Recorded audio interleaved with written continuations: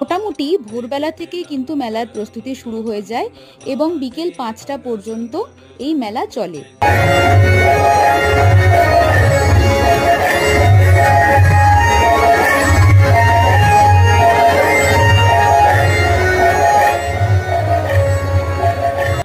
মেলার মধ্যে অনেক খাবারের স্টলও রয়েছে, আপনারা সেখান থেকেও খেতে পারেন।